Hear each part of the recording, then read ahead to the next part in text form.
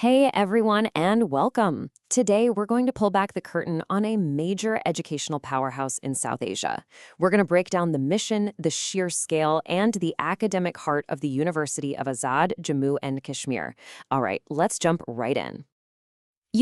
Every great institution has a guiding principle, right?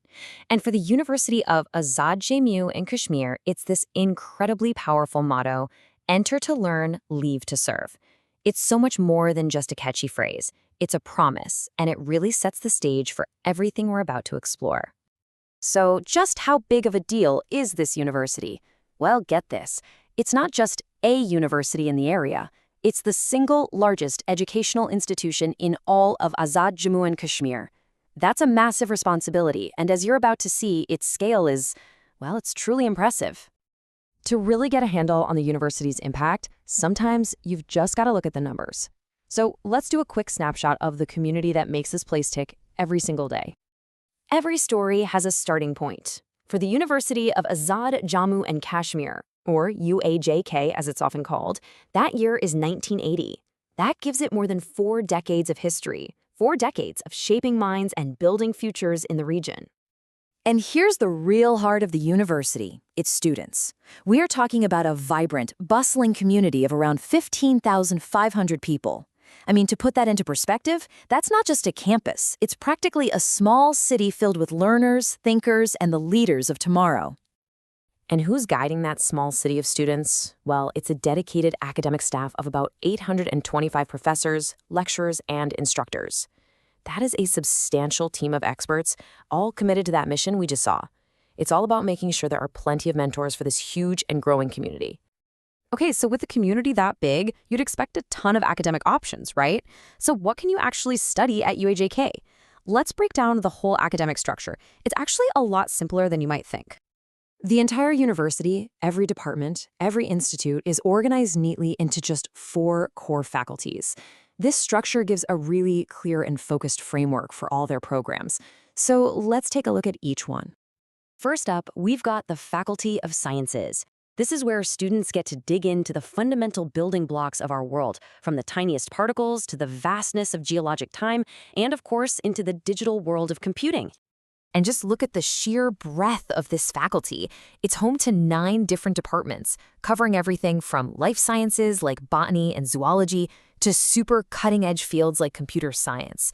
It even has a specialized Kashmir Institute of Geology, which is just perfectly positioned to study the region's unique landscape.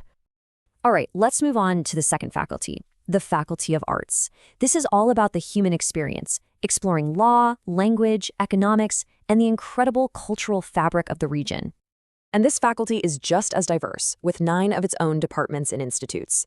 It's training future community leaders in fields like law and management sciences, while centers like the Institute of Kashmir Studies work to preserve and explore the region's unique cultural heritage. That's a crucial form of service right there.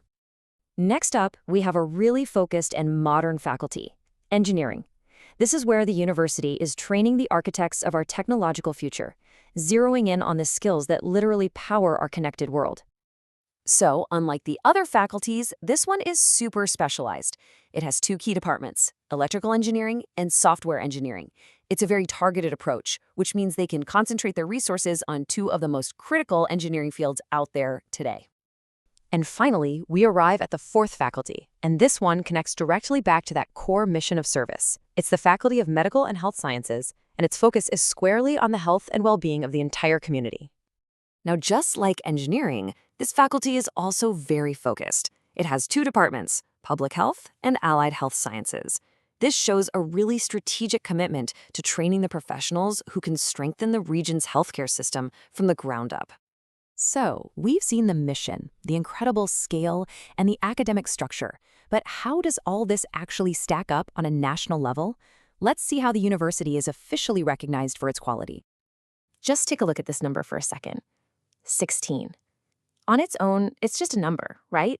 But in the context of a huge national higher education system, it's a really powerful statement. And here is that crucial context. The University of Azad Jammu and Kashmir is ranked number 16 in the general category by Pakistan's Higher Education Commission. That is a major national endorsement of its academic standards and its quality. Okay, so let's bring this all home. We've seen the numbers, we've seen the faculties, and we've seen the national ranking. It's time to circle all the way back to where we started, to that powerful idea that fuels this entire institution. And here we are again. Enter to learn, leave to serve. After seeing the scale and the quality of this institution, this motto feels even more meaningful, doesn't it? It's the engine driving 15,500 students in a top-ranked university, all being trained not just for a job, but for a life of service. And that really just leaves us with one final thought to chew on. When an entire institution is built on such a clear and powerful mission, what's its true impact?